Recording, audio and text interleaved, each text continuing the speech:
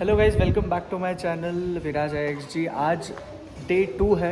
तो जैसे कि कल आपने देखा होगा कल का वीडियो में जो स्टार्टअप्स जिनके मतलब जो ओनर्स हैं उन लोगों ने थोड़े बहुत सजेशंस वगैरह दिए हैं। अगर आपने अभी तक वो वीडियो नहीं देखा तो इसके पहले का ही वीडियो है, उसको ज़रूर देख लेना, बिकॉज़ उसमें आइडियाज़ और बहुत सारी चीज़ें आपको मिलेंगी। मतलब एक बिज़नेस स्टार्ट करने के बाद जो प्रोज़ और कॉन्स रहता है वो उसमें कैसे आप उसको टैकल कर सकते हो वो है।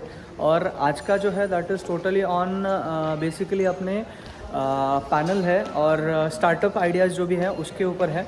तो लेट्स स्टार्ट दिस वीडियो। उससे पहले अगर आप नए हो मेरे चैनल पे तो प्लीज़ इस चैनल को सब्सक्राइब करना। तो लेट्स स्टार्ट दिस। ಎಲ್ಲರಿಗೂ ನಮಸ್ಕಾರ. ನಾವು ಈ ಪೆನ್ ಮಾಡಿರುವುದು ಏಕೆಂದರೆ ನಮ್ಮ ಶಾಲೆಯಲ್ಲಿ ನಮಗೆ ತುಂಬ ಅಭ್ಯಾಸ ನೀಡುವುದರಿಂದ ಹಳ್ಳಿಗಳಲ್ಲಿ ಕರೆಂಟ್ ಇರುವುದಿಲ್ಲ. ಆದ್ದರಿಂದ ನಾವು ಬರೆಯಲು ಓದಲು ಸಹಾಯವಾಗುವುದಿಲ್ಲ. ಆದ್ದರಿಂದ ನಾವು ಈ ಪೆನ್ನಿನಿಂದ ಸುಲಭವಾಗಿ ಓದಬಹುದು ಮತ್ತು ಬರೆಯಬಹುದು. ಈ ಲೈಟ್ ರೈಟರ್ ಪೆನ್ನನ್ನು ಮಾಡಲು ನಾವು 2 LED ಬಲ್ಬ್ಗಳು ಹಾಗೂ 3D ಕೇಸಿಂಗ್, ವಯರ್ ಹಾಗೂ ಸಿ-ಪಿನ್ ಚಾರ್ಜರ್, ರಿಚಾರ್ಜಬಲ್ ಬ್ಯಾಟರಿ ಇದರಲ್ಲಿ ಫಿಕ್ಸ್ ಮಾಡಲಾಗಿದೆ. ಓಕೆ, ಸೊ ಇದು ಐಡಿಯಾ ಎಲ್ಲಿಂದ ಬಂತು ನಿಮಗೆ? ನಾವು ಕತ್ಲಲ್ಲಿ ಬರೆಯೋದಕ್ಕಾಗೋದಿಲ್ಲ.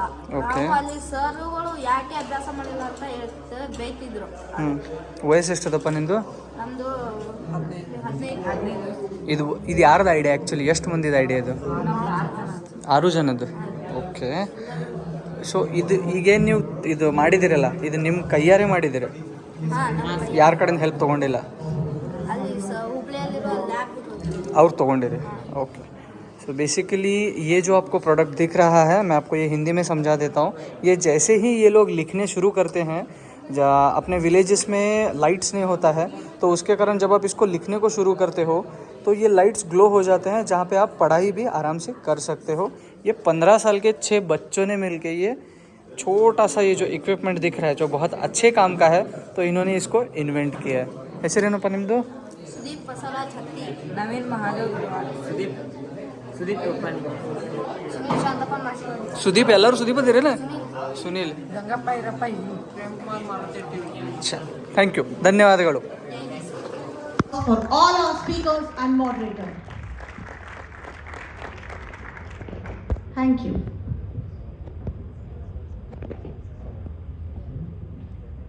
Hello. Thank you very much for being here, Mr. Shiva and Mr. Mruna. Look forward to a very nice interactive session.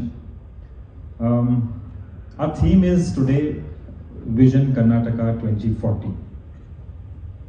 We all know that our state of Karnataka is already one of the vibrant states in the country. We are, especially our city of Bangalore is known as the Silicon Valley of India. We are doing great on infrastructure, logistics, and on several fronts we are ahead. But we're here to discuss what more is required to be done so that we excel, we lead the country with an example of how a state can be, and perhaps also become a role model for the whole world. So my question to you is to open your remarks with what do you think what are those 1 or 2 areas where you see the state should do some work to excel from here over the next 20 or 18 odd years? So, good morning everyone. I am Shiva Sankeshwar, Managing Director of Vishweshwara Travels. So, I am basically from Hubli, and as we all know, VRL, now Vishweshwara Travels Private Limited is not part of the main VRL bus group anymore. So, first of all, I would like to thank Santosh for inviting me for Belagavi Venture Capitals, this entrepreneurship summit. So, like you asked, I think like never before we are seeing the growth of entrepreneurship in India, and that too especially in Karnataka, because we all know Bangalore is the IT hub, and you know how there's Silicon Valley in California. That's why Bangalore is called the Silicon Valley. And I think so. Since I recently completed my engineering from RV Bangalore, I've seen that students and even children, like hardly 10 years or 12 years students are not at all afraid of doing things. Like for example, 10-15 years back, 2 decades ago, people were very they used to think a lot before taking some decision, and they had that fear of not succeeding. But now I think the government is doing a great job in backing these startups by having many incubation centers, and I think all the youth also they aren't afraid. They want to go ahead, and everyone wants to make their startups into unicorns, and I think that is one aspect which it's already growing, but I think in Karnataka we can focus on that even more. And since our topic is also on Vision 2040, I think until 2040 India will definitely be a superpower in the world, and like our government also aims to have a 5 trillion economy. So now we are in 2023, but I don't know until 2040 to what heights we'll reach, especially looking at how we have been going in the last few years. Yeah. Thank you, Mr. Shah. You brought in a very important point of startups and entrepreneurship. So, how do you foresee the entrepreneurial ecosystem to grow, and what are the factors which can contribute to excel this even more in the state of Karnataka? Thank you. My name is Mrinal. I am from BS Chandrasapa & Sons, one of the directors. That's just the short brief that is required. Coming to your question, sir, how do we see entrepreneurship coming up? How do we see businesses coming up? Is since I am from the textile and fashion industry, I can give you a little insights that what I see on an everyday basis. When we see India as a whole, a lot of textile manufacturing is happening where the core of the product is coming from. For example, saris are mainly manufactured in south of India. Other fashion related products, let's take up jeans or let's take up shirts, comes from the north. Shirts usually come from the northeast, almost going up to Bangladesh. So the manufacturing is divided throughout the country, but when it comes to mass consumption, South Indian states have a lot more of mass consumption that we are seeing in the market, and that's been there for decades. And the reason that we see why this happens is mainly because of organized sellers versus unorganized sellers. For example, you see a lot more of chain stores in the fashion industry, in textile business in south of India, but you don't see a lot of chain stores in North India. You see a lot of mid segment stores, a lot of small scale stores. So it's a lot more distributed there. It's a lot more organized and a lot more centralized here. Bigger players are here. So when the bigger players come into the picture, there is a lot of volume consumption in certain areas. So that's how I am seeing, and Karnataka is in between. Karnataka is at the border, is considered a South Indian state, but also shares borders with its North Indian states. So we don't have a lot of big chain stores yet. BAC is one of the chain stores that we are coming up with, and but this is where I see the textile and fashion industry happening in Karnataka. So a lot more chain stores are going to come in Karnataka, and that's where I'm looking at. Very interesting. Listening to you, a new question arises in my mind. For the economy at large and for the nation at large, which approach do you think is having a better prospect? Whether a distributed, local level entrepreneurial spirit that spawns, or is it the big players coming and consolidating and making it more efficient? Because at one hand you have the efficiency, on the other hand we have the entrepreneurial spirit which is distributed. What's good for the nation, and then how would you value it? It's a tricky question, I know. It's a very controversial question, but here's what I think of it. Everything is driven by customers. So at the end of the day, customers will drive the market. And going forward, all the businesses have to be customer centric. So the more facilities, the more ease and convenience that the customer feels, that's where they're going to choose to shop. So again, if you go forward with the question, it will be like online versus offline. All of this is going to come. It is mostly going to be an omni-channel, which is a mix of online and offline, surrounded around the customer. So it's going to be customer-centric businesses that will be thriving forward. So if a local retailer can develop his business around the customer and make sure that the customer is happy, local businesses will thrive as well. It is not necessary that big businesses are the only way forward. The businesses that focus keeping customer first will be the businesses that will go forward. So it's a mix of both, but whoever adapts towards the customer needs faster are the people who will be going forward. Fantastic. I think you answered it to the core, that customer is the center, and in whatever mode you can satisfy the customer in most efficient way, that model is going to win. Thank you very much there. Mr. Shiv, how do you, like, there are a lot of new budding entrepreneurs, wannabe entrepreneurs, and then they are looking for ideas, they're looking for segments.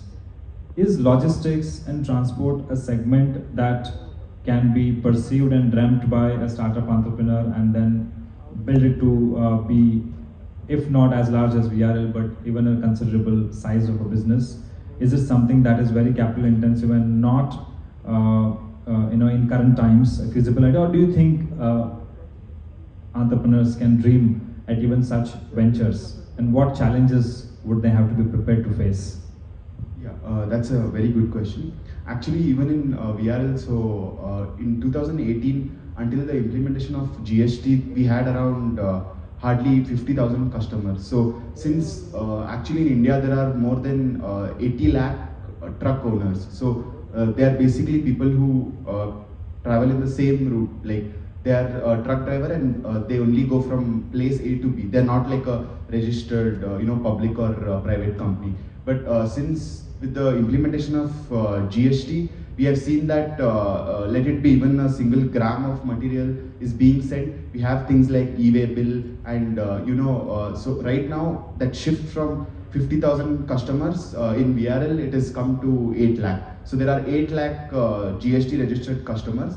So we see often that there are many cases of people sending illegal things or theft and many manipulative like where the consignment value is this much and they try to increase it, and that way they can do the cost differentiation. So in places like that, with GST coming in, it's really helpful. So like your question, things like this, even recently we had the national logistical policy, and the government basically is focusing, this is something new. So all this time we had surface logistics, that's basically trucks or tempos and everything is transported by roads. But now the government has realized that there are even trains. So the cost of transporting in train is actually 10 times lower than transporting in a truck or on fuel vehicles on road. So now the government is also asking companies to have private trains. So here that will help, and obviously since VRL is a truck, we don't see that as a threat because trains can't come into cities or places like that. So it's going to be a situation where trains and trucks will work consecutively, and the warehouses also are going to be very close to the trains. So that way it will be very efficient and it will be really fast. And obviously, like I mentioned that time, along with the entrepreneurship,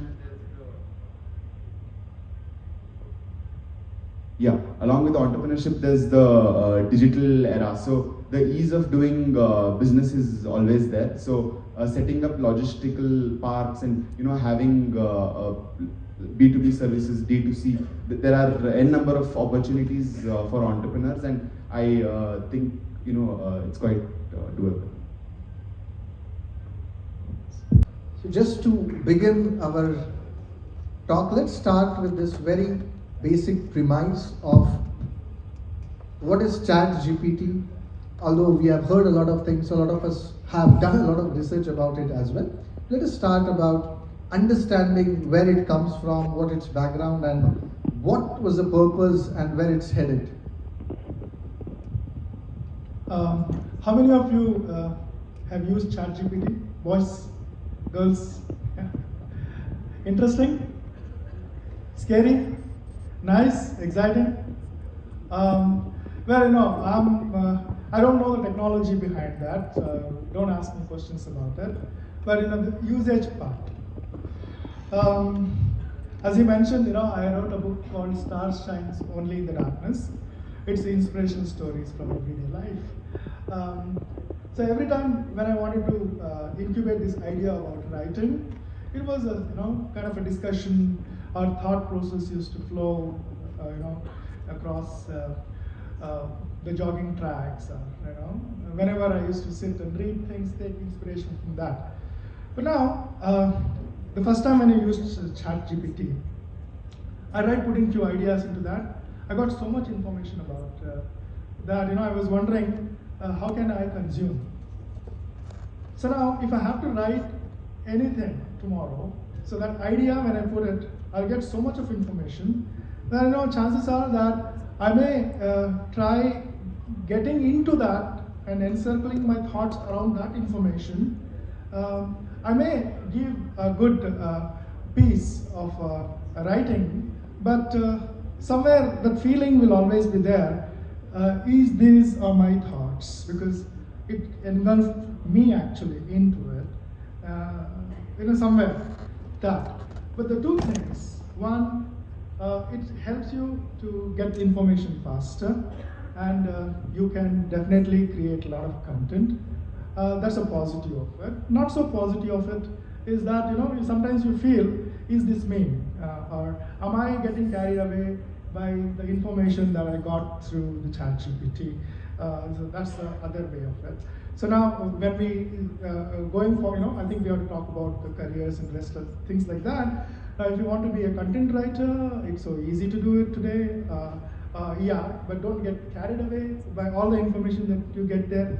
Or if you want to be an author, or if you want to do anything, because content today, there's so much you have. The career in content development is huge. Be it tech companies, or be it any of the firms like marketing. You have to have a content. That's what actually takes you to the next level. Technical content, or creative content, or media content, or social content. It's the king. Now, ChatGPT will definitely help you to get a lot of ideas, but pros and cons, as I mentioned, is that what I have experienced from my point of view. Thank you, sir. I would like to know from Abid, sir. You are in the education sector and you have a very keen inclination towards entrepreneurship and all those things. So, how do you see? Not talking about the next 25 years or so, but at least in the next 1 or 2 years, the next 20-24 months, how is it going to influence or disrupt this particular phenomenon of ChatGPT, especially in the education sector? Good afternoon all. Let me start with a quote by the Honorable Mr. Narayan Murthy. And he said, nobody can beat the mind, not even ChatGPT and AI. That is a silver line in the cloud. And with the hope that AI continues to disrupt, AI continues to throw open new opportunities for young students. But there's a flip side to it. And it would also mean that students need to be prepared as to how they would be looking at the darker side of AI and the opportunities which are coming. Having said that, in the next 24 months, like you asked me, students now have to prepare themselves irrespective of which stream they belong to, in terms of how they would be able to look at lifelong learning. If they have learned AI, they need to further extend it to how they would go into the depth of machine learning, deep learning, how they would be able to look at all those kind of programming languages which are supportive. And the focus could be on skill development, because what I see, what I foresee and envisage is AI might somehow influence highly technical jobs. It may not influence those jobs which need a particular kind of skill, like carpenter. A carpenter may not be influenced much. A mason may not be influenced much, because it's a very traditional occupation which they have been doing since years. AI may not influence such kind of people. However, AI might, in fact, even ChatGPT might influence those kind of jobs which are highly technical in nature. So down the line, say 24 months, the student should keep abreast with whatever changes are happening.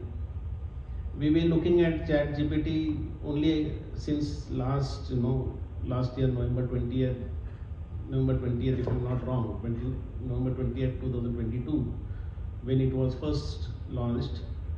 And in fact, to tell you, it was a startup, and Elon Musk, even AWS, we have Y Coordinator, they all actually funded ChatGPT. And today we see that it is a part and parcel of everybody's life. Like sir asked a question, how many of you know about ChatGPT? Not only knowing, how many of you use them? And so many hands came up. And it's a good sign. And we're looking at such opportunities in the coming future. The only thing I would humbly advise young students is you have to be very careful, because AI is a boon, no doubt, but it also is a bane, and you have to be very careful as to how you utilize your knowledge. The extension to this, I would actually explore more in terms of the ethical dimension to it. Thank you. Before our panel discussion started, we were having a discussion about this thing, and Mr. Shiva sir, you were telling me about the GPT, focusing on the GPT and the context of industrial revolution and starting from there till GPT. So please enlighten all of us about since industrial revolution and how you see this GPT and ChatGPT as the milestone and where does it go? So good afternoon, everyone. Yeah, I think the topic is called careers in GPT era. It doesn't say careers in ChatGPT era, which means that we have to think beyond what is ChatGPT, right? So I want to take you to the industrial revolution, probably a little back in history. When it started, I think the revolution one, I think IR1 we call, started when the factory was set up, probably towards the end of 18th century. Then the next big revolution, which is IR2 or Industrial Revolution 2, which happened with the invention of electricity, which had a very positive impact on society. Right? Everybody liked electricity to be there, and then they could actually do a lot of better things than what they used to do before. The third revolution, which happened in the mid 19th century or towards the end of 19th century, which we all know, which actually most of us have gone through, which is called digital revolution, right? Wherein the information technology, telecom boom, and such things actually became prominent, but they also gave a confusion or a concern that the computers will take away the jobs of a lot of human beings, right? But unfortunately, I would say fortunately, that did not happen, but it actually created the reverse effect, wherein we could have more number of jobs, right?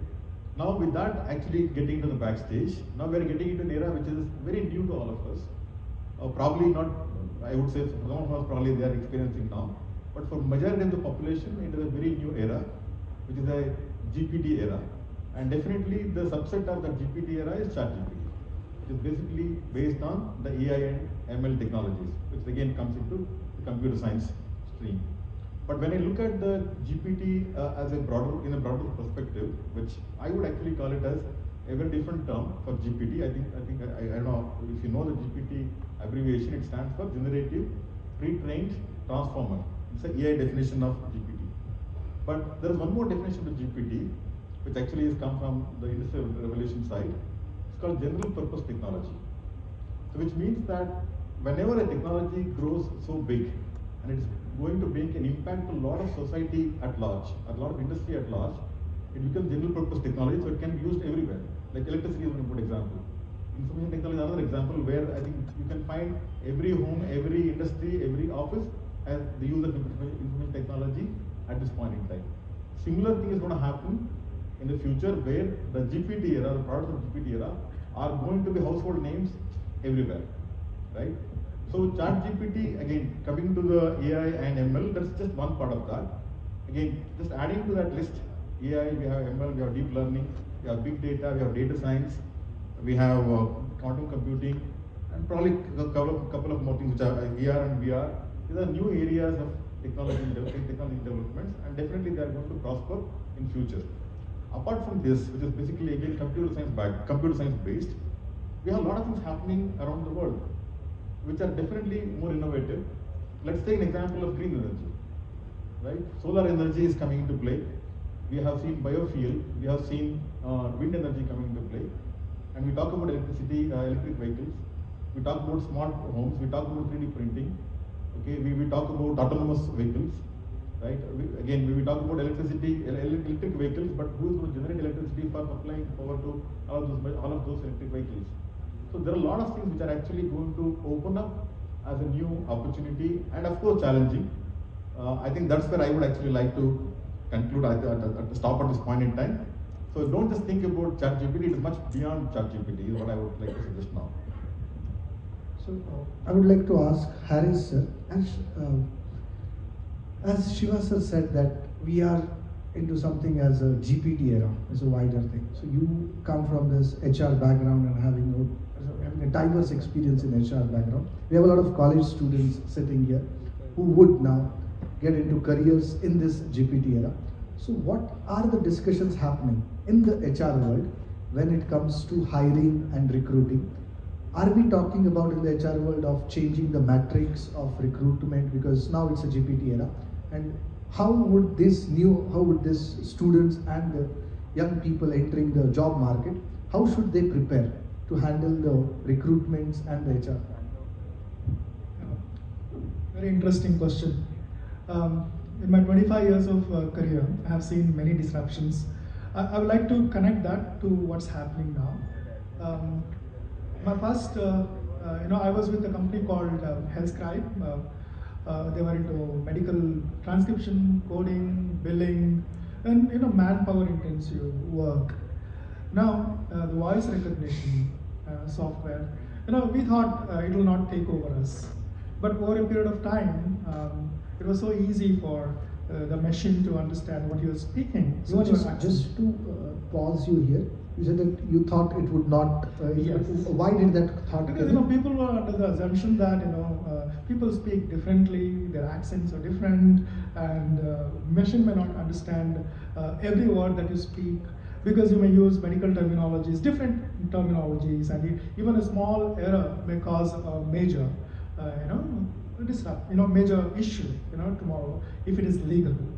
But now we see that this is actually helping to, one is, yes, there's some displacement of jobs, but people who stayed and who are mastered, competent enough, they're using this to enhance their productivity. So instead of doing 1x, they're doing 100x. So what I'm trying to say here is, technology like this for a while looks very scary. Even when they introduced computers to banks, people thought people are going to lose jobs. But today, the banks are so efficient because of this. You can do anything over a touch of your fingertip.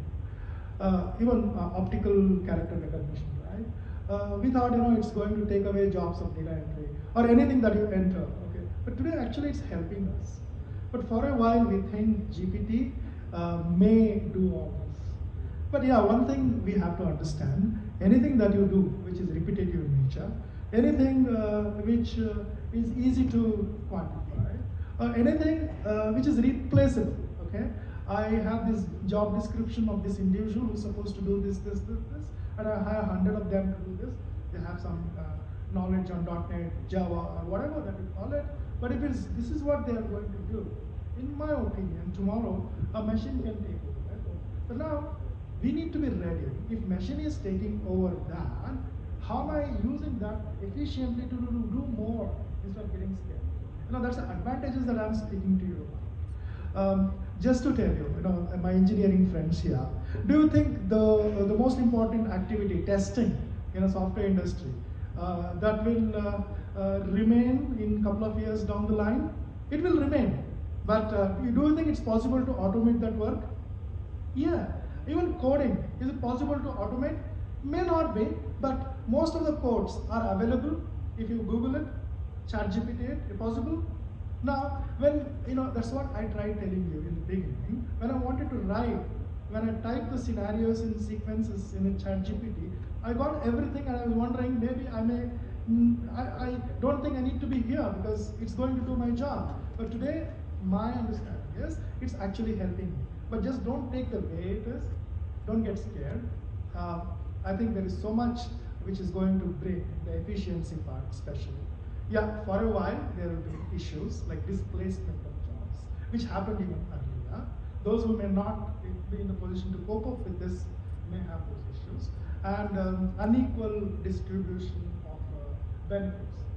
It could be money, it could be whatever that you call, because you are there in it first, chances are that you may likely to reap those benefits more. And as you mentioned, carpenters, those kind of, may not be in the position to. But as I say, even they can take use of, this GPT, because that will help them to design, that will help them to understand what they can do better. Just to connect with what you said about this unusual advantage which somebody have. We are sitting in a city which is considered as tier 2 or tier 3 depending on how we see it. We have college students here who have the same passion and zeal and everything. Then we have tier 1 city students, and it's a given fact that certain students have certain advantages over other students. Maybe it comes from the geography, maybe it comes from the exposures you have, or maybe it comes from the background you come from.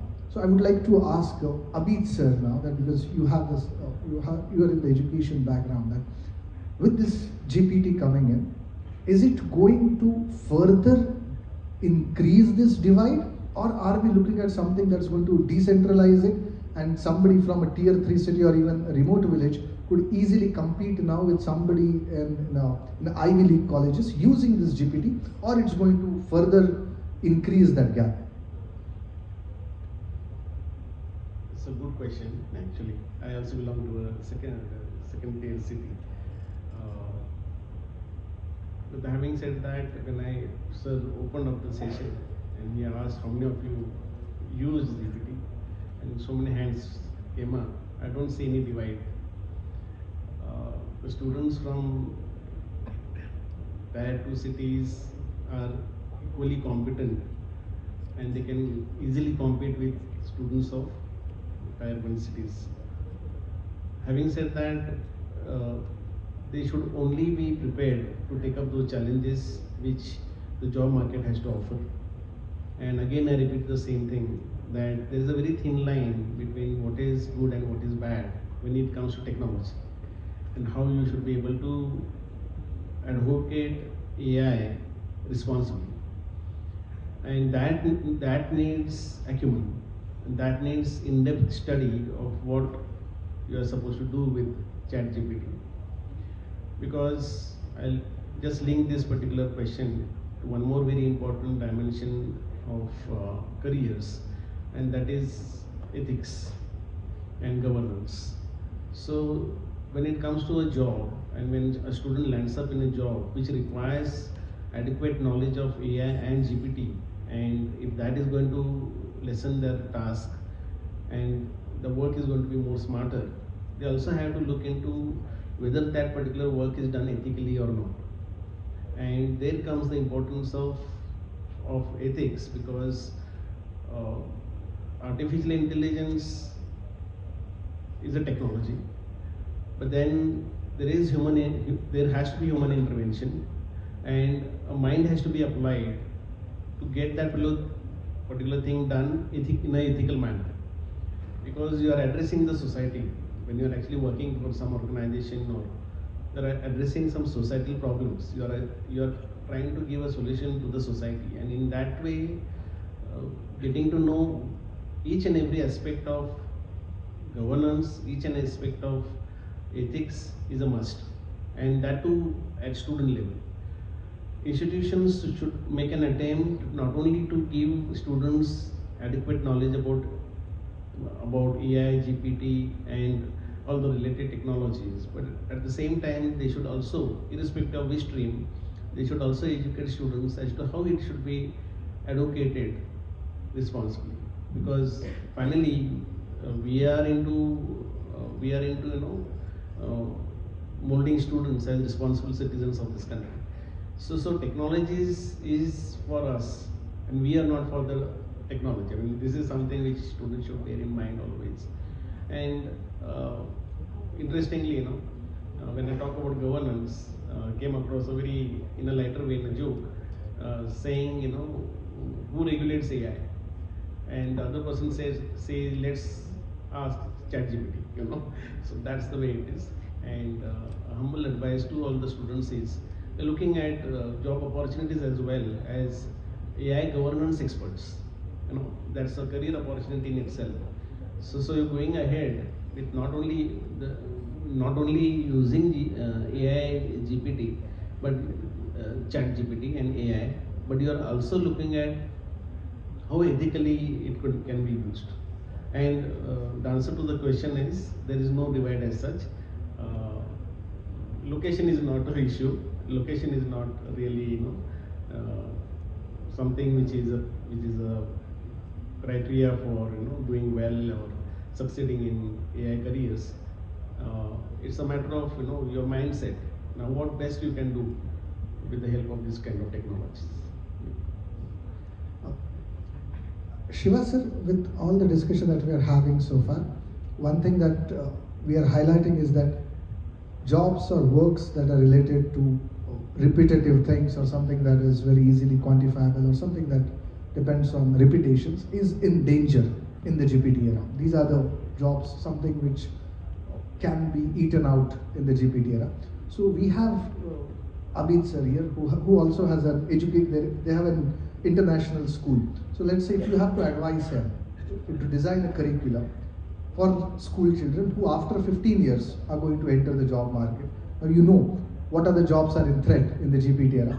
So how would you advise them to devise a curriculum so that the kids when they come out 15 years later are in no threat of losing out any jobs?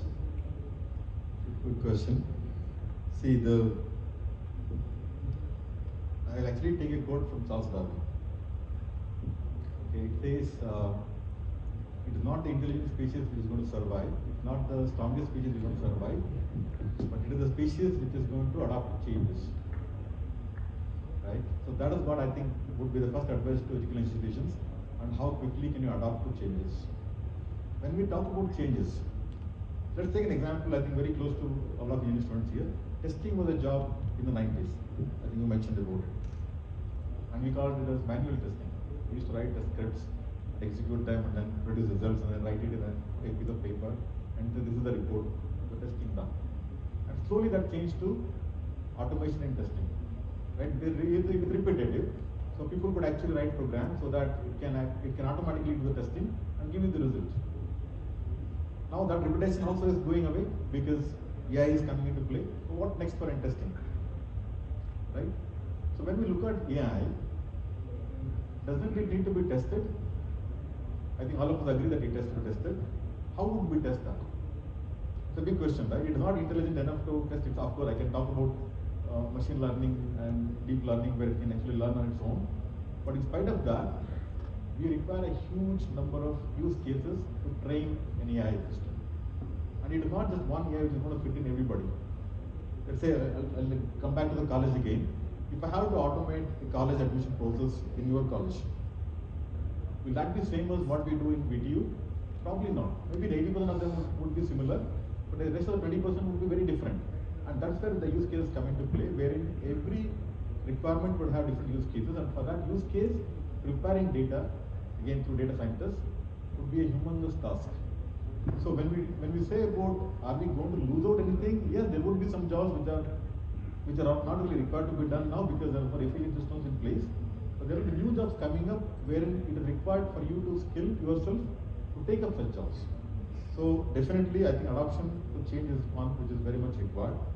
And just to add to that, I think we generally in corporate world we talk about two important terms.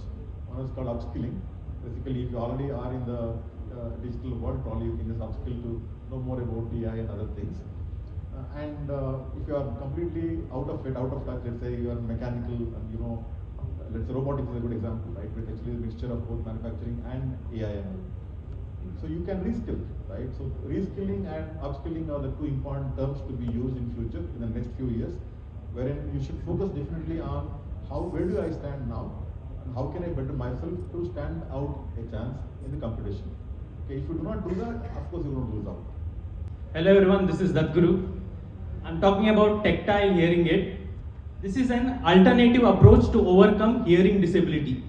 This is a drastically different methodology to overcome hearing disability. This device works on skin's ability to pick up mechanical vibrations of a very large range. Next. So problem. In general, the problem is hearing disability, but more specifically, I'm talking about congenital hearing loss. This is the case in which a child is born with hearing disability right at the birth. This is a genetic condition.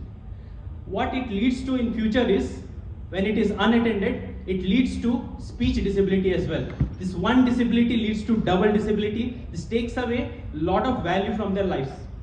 It takes away occasional as well as educational opportunities. So this is the problem. How big is the problem? So at least 2 children out of 1,000 births have this condition. So this is a large problem. So next. Yes. Next. So the solution that I am offering is a smartwatch like looking device. What it does is it picks up sound. The processor that turns the sound into vibrations. These vibrations are sent to skin.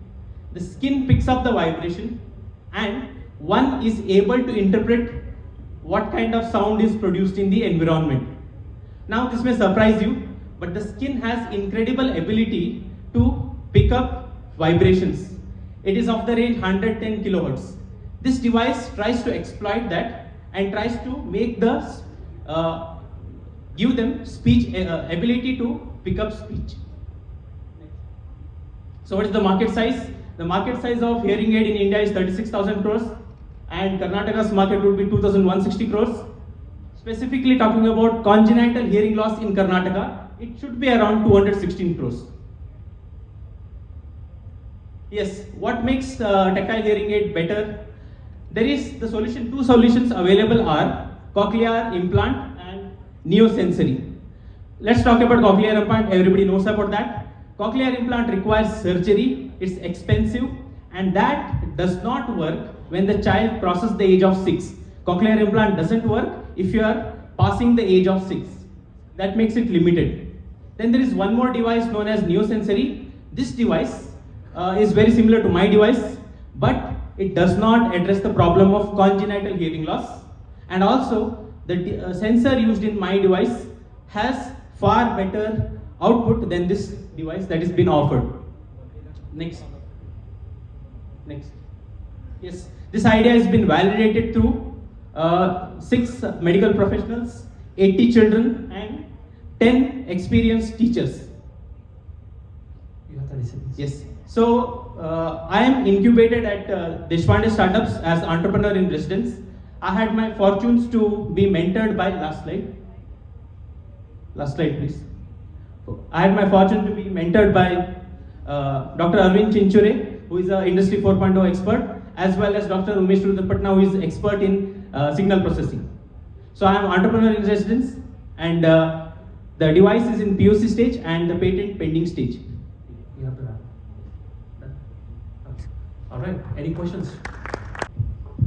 Hariom Sonali ji मैं आपको personally जानता हूँ और Sameer sir को भी जानता हूँ। मेरा सवाल आपसे भी है, बाकी जो वुमेन है जो एम्पावर करना चाहती है खुद को, लेकिन जो मैरिड भी है, ओके, जैसे कि उनको बहुत सारी तकलीफ़ें होती हैं, घर में काम करो, खुद को एम्पावर करो, बाकी वापस घर में आके काम करो, तो फिर उसके ऊपर उनको कैसे टैकल करना चाहिए एक। और जैसे कि आपने बोला कि उनको फाइनेंशियली कभी कभी इश्यूज होती है, तो उसके लिए MSME है या फिर XYZ जो भी चीज़ें हैं वो करनी चाहिए, लेकिन ये घर का जो इशू है उसको वो लोग कैसे सॉल्व करेंगे? बिकॉज मुझे पता है कि आप एक अच्छी गृहिणी हो, तो इसीलिए ये मेरा पर्सनल क्वेश्चन है, क्योंकि आजकल की जो पीढ़ी है, हमारी पीढ़ी, उनको ये बहुत तकलीफ होती है, and that is the reason why it is going towards a lot of couples are going towards divorce. So ये कैसे टैकल हो सके जिससे वो एम्पावर भी हो, मतलब बिजनेस भी करे और उनका खुद का घर भी बचा सके। Thank you. Very nice question Indeed, क्योंकि हर लेडी को, हर औरत को ये प्रॉब्लम आता ही है। कुछ ना कुछ करना चाहते हैं, किसी के पास में पैशन कम पड़ जाता है, किसी के पास में इफर्ट कम पड़ जाता है, किसी के पास में किसी को फैमिली सपोर्ट कम पड़ जाता है, और मुझे तो लगता है कि फैमिली सपोर्ट ही ज़्यादा कम पड़ता है। And instead of educating our daughters we should educate our sons in first. लड़कों को समझाना बहुत ज़रूरी है, ये तुम्हारा काम नहीं है, ये तुम मत करो। तुम कपड़े धोना, कपड़े सुखाना, खाना पकाना सिर्फ लड़की का काम नहीं है। आजकल के ज़माने में सबको सब कुछ आना चाहिए। हमारे बच्चे जब विदेश चले जाते हैं उपीट बनाना सीखते हैं कि नहीं? लेकिन एज अ मदर, मेरी बेटी और मेरा बेटा, इसमें डिफ्रेंसिएशन हमें ही नहीं करना चाहिए। एग्री? दूसरी बात यह है कि अभी जो पीढ़ी है, I appreciate boys in that कि बहुत सारे लड़के, बहुत सारे जेंट्स ऐसे हैं जो अपने बीवी को बहुत सारा सपोर्ट करते हैं। I am proud of them. जब औरत नौकरी करनी चाहती है, वो अपना बिजनेस संभालने चाहती है, तुम जाओ, कुकर मैं लगाऊंगा, तुम जाओ, बच्चे को मैं देखूंगा, ऐसा जो आदमी बोलता है ना, he is into real woman empowerment. My husband, he supports me very much. हम दोनों एक दूसरे को जब हम 18 साल के थे तब से जानते हैं। He wanted to do something for me, I wanted to do something for him. हमारा फैमिली भी ऑर्थोडॉक्स था, अभी भी है, लेकिन जब औरत कमाने लगती है, जब विटामिन M घर में आता है, तो सारे प्रॉब्लम्स धीरे धीरे कम हो जाते हैं। They accept you and your income. लेकिन ये पहला जो पीरियड रहता है, when you have to set yourself, that is very crucial. उसमें हार नहीं माननी है। दोनों ने भी हार नहीं माननी है, पति ने भी नहीं और पत्नी मैंने भी नहीं। और यही टाइम होता है जब बच्चे बड़े होते रहते हैं। You have to value your time with them also, you have to value your time with the family and your business also. तो ये जो बैलेंस करते हैं वो सक्सेसफुल हो जाते हैं। आजकल डिवोर्स बहुत बढ़ जाता है, बड़े हैं, ज़्यादा हो रहे, divorces are more, you are saying why? Because expectations from women are more nowadays. They want well settled man, they want car, they want flats, they don't want in-laws का responsibility. Am I correct? Yes. हर कोई ऐसे ही सोचने लगा तो फिर कैसे होएगा? That is why we need to educate our daughters in this regard कि तुम्हारे जो in-laws होंगे उनको भी संभालना सीखो, और लड़कों को ये समझाना है कि घर की रिस्पॉन्सिबिलिटी जो है, काम जो है, that also you have to cooperate your wife in that. और ये जब हो जाएगा तब हमारे एंटरप्रेन्योर्स भी बढ़ेंगे, प्रोफेशनल्स भी बढ़ेंगे। It has to start from your family. बहुत बड़े भाषण देना is very easy thing, but to do it is very difficult. Let's start with our children, let's start educating our children. आज मेरा बेटा चाय बना सकता है, ऑमलेट बना सकता है, he can do cleaning and mopping because since from the beginning I have told him that you also have to do these things. I have started from my home, you start from your homes. Thank you. Now, a human who has lived in a civilization, any human in this day, faces the problem of having machines and electronics, and there are issues as well. Anyone owning machines has issues. So the one gap that we have seen even in the modern day is that having a machine but having no service regarding particular machines when they get sick. So Resolved is here trying to connect to you to the local servicemen and the best technicians in the market without using efforts, because it is an app-based technology that will be connecting to you directly to the technicians. As he mentioned, the problem and the solution statement that we are providing, we are bringing the people online who are presently offline, which you eventually don't know. Being in a metropolitan city, you might not find who is the trusted on easily available person nearest to you. This is our go-to market, like who are our target audience, what is the product, service, why, where, how and when. Due to time concern, I cannot explain it completely, but this is how we have branded it. Next please. Previous one. So this is the year-on-year growth of consumer durables, of electronics and appliances, the regional sales. Next please.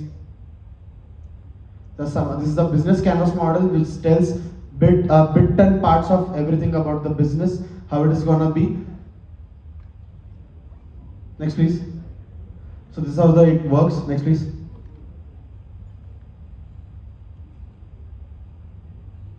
Next please. Yeah. So this is the website we are gonna have, on which we'll be listing all the electronics and appliance repair shops which are present in local with you, will be present online, and you can easily have access to them. Next please. Next please. So this competitors for us are Urban Company and Urban Clap and many others. This is the SWOT analysis that we have done. And the strength we have is that niche market. Okay, the previous one please. So this is the yearly operational budget that we have approximately calculated. Next please. And this is the total round of that setup cost, operational cost for the year, and the total of all this. And we are seeking, we are here to have a ask of 3 lakhs in exchange of 5% of equity. We have the detailed calculation. Due to time concern, I cannot explain it wholly. But if anyone is interested, we can meet any of the investor personally. Thank you so much. Hello, hi. My name is Karan. I am the CEO and founder of Motocross India Private Limited. Basically, we are a service tech company which aims to become the largest local garage chain in India. So we work on an AI/ML platform. Basically, please go to the next slide. So yeah, next. So currently we have been running a pilot run since last December, and we are on a run rate of 80 lakh rupees per annum right now. So we have launched our own products as well. So there are, as per the data, there are about 900 local garages, and we are covering those garages and converting into a motocross local garage. So as a founder, we were in the Shark Tank season 1. We were in the finale round as well. We couldn't raise funds there because we were at the ideation stage that time. Now we are at the revenue stage. Next.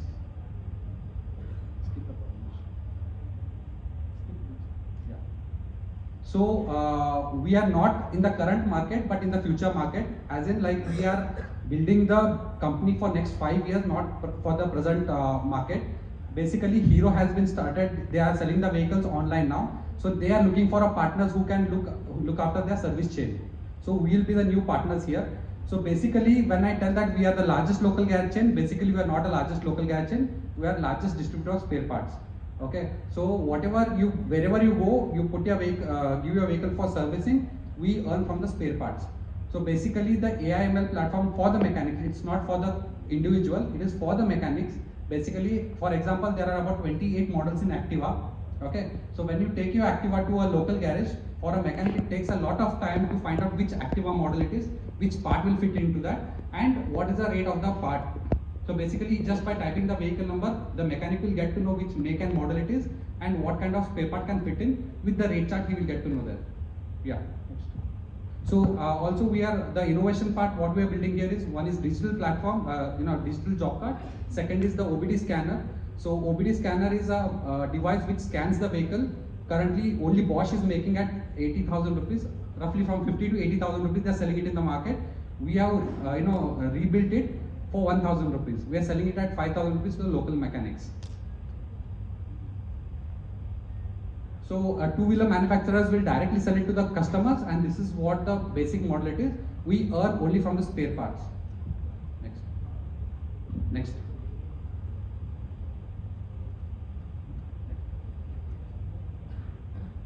So only talking about the current market, what we are targeting, only in Belgaum there are about 9,79,000 vehicles as per the RTO. Considering the district, it is something about 28 lakh two-wheelers, active two-wheelers as per the RTO database. Let us say that each vehicle undergoes one service in a year and 1,000 rupees of basic payment what a customer does. That is somewhere about 300 crore. This data is from 2019 March. Okay. So if a person is paying 1,000 rupees for his service, 700 rupees is straight away for the spare part what is paying, and we are earning from that. So this is the oil recently we launched. So currently we are run rate of 2,000 rupees per day. We are making profit in this, right? So currently we are tied up with around 25 garages in Belgaum.